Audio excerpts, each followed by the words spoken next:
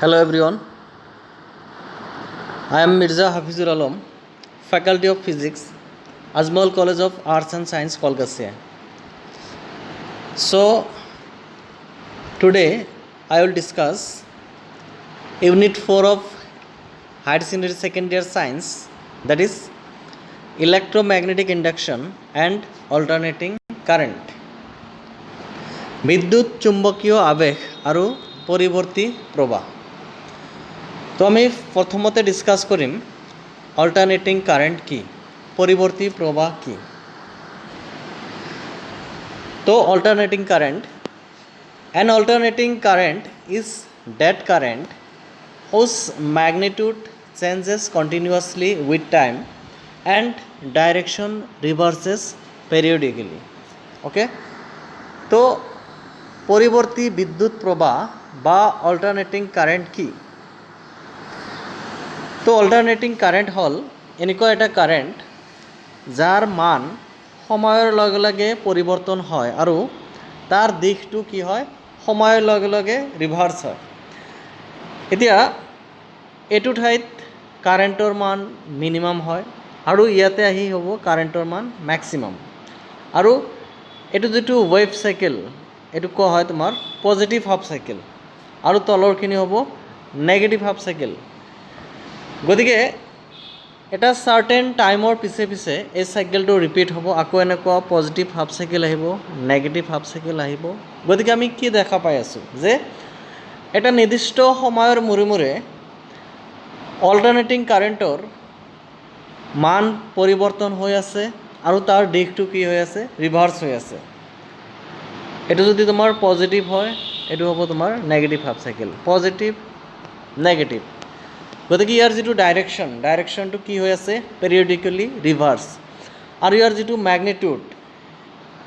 ম্যাগনিটিউডটো কি হৈ আছে, ইয়াৰ ম্যাগনিটিউড আটাইতকৈ কম আৰু ইয়াতে হ'ল ম্যাক্সিমাম, ইয়াতে কম ম্যাক্সিমাম, আকৌ এনেকৈ আহিব।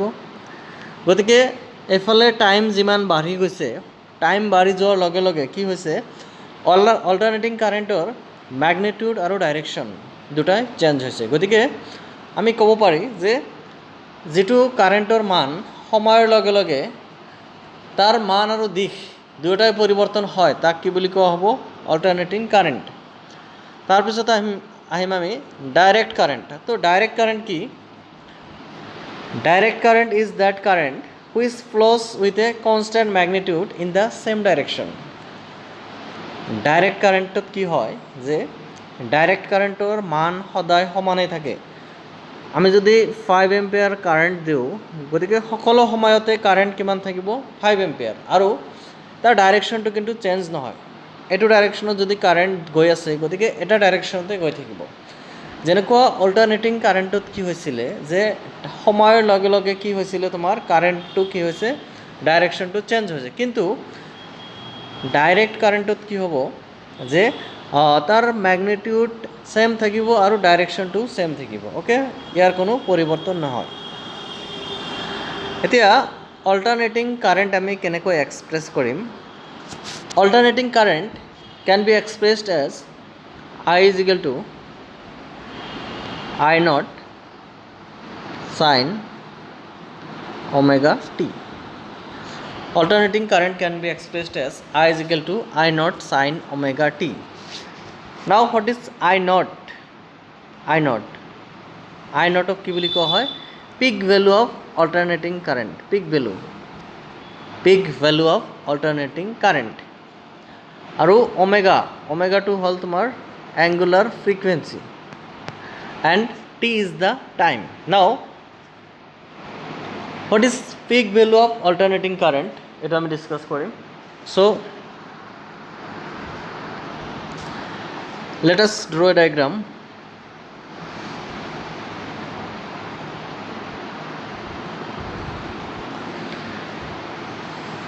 From the diagram it is clear that the value of current is maximum at that point.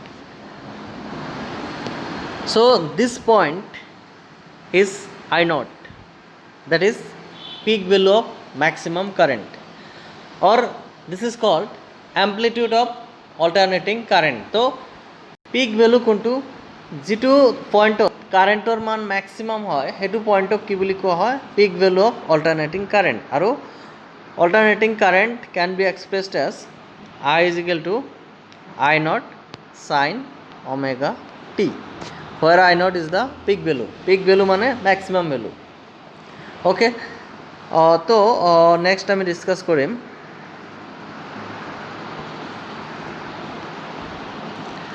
average value of alternating current over one complete cycle এতিয়া one complete cycle মানে কি বুজিব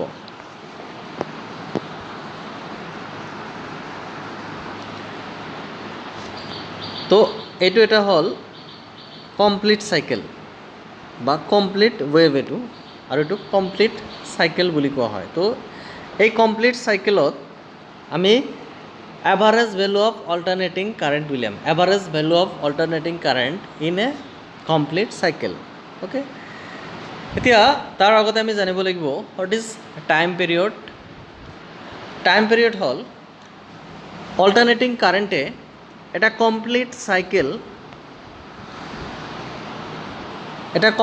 সাইকেল পুৰা কৰিবলৈ যিখিনি টাইম লাগে তাক কি বুলি কোৱা হয় অল্টাৰনেটিং টাইম পিৰিয়ড গতিকে অল্টাৰনেটিং কাৰেণ্টটো এই কমপ্লিট সাইকেলটো ফিল কৰিবলৈ যিখিনি টাইম লাগিব this time is called time period okay Now we'll get to this point average value of alternating current over one complete cycle.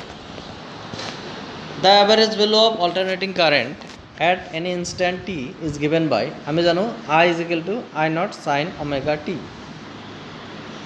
Assuming the current remain constant for a small time dt সময়ৰ কাৰণে কি হ'ব কারেন্টটো constant থাকিব.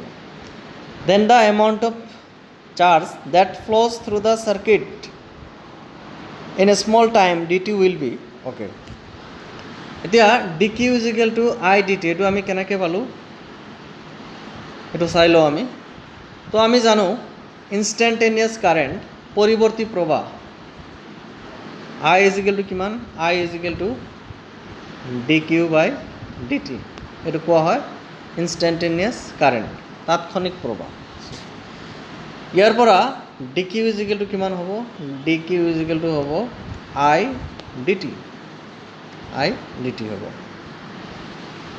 তো ইয়াৰ পৰা আমি লৈছো dq is equal to I dt এতিয়া আমি ইয়াতে যদি r মানটো বহাই দিও I is equal to কিমান পাইছিলো I naught sin omega t গতিকে এটো হ'ব I naught sin omega t dt the total charge that flows through the circuit in one complete cycle এটা কমপ্লিট সাইকেলত কিমানখিনি চার্জ ফ্লো হ'ব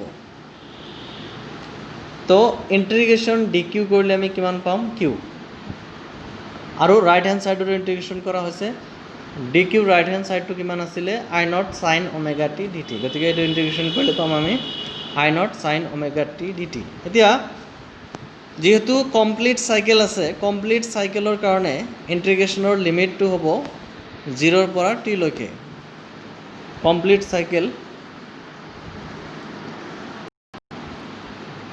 এটো হল এটা কমপ্লিট সাইকেল তো ইয়াতে টাইম পিরিয়ড 0 আৰু এখিনি কমপ্লিট কৰাৰ পিছত টাইম পিৰিয়ড কিমান হ'ব t গতিকে ইন্টিগ্ৰেশনৰ লোৱাৰ লিমিট কোনটো হয় যেটোৰ পৰা স্টাৰ্টিং পইণ্ট হেতু হল তোমাৰ লোৱাৰ লিমিট গতিকে আমি 0 ৰ পৰা স্টাৰ্ট কৰিছো ইয়াৰ লোৱাৰ লিমিটটো কিমান হ'ব 0 আৰু আপাৰ লিমিট হ'ব t 0 to t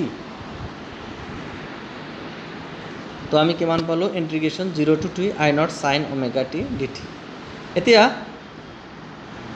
এটো ইন্টিগ্রেশন সলভ কৰিলে I naught to constant ইন্টিগ্ৰেশনৰ বাহিৰত আহিলে এতিয়া sin omega t dt সাইনৰ ইন্টিগ্রেশন হল মাইনাস cos তো কিমান আহিব মাইনাস cos omega t আৰু ডিভাইডেড বাই আহিব omega এটো এনেকুৱা ফৰ্মুলা আছিল এটা তোমালোকে ফাৰ্স্ট ইয়াৰত নিশ্চয় পাইছা এটো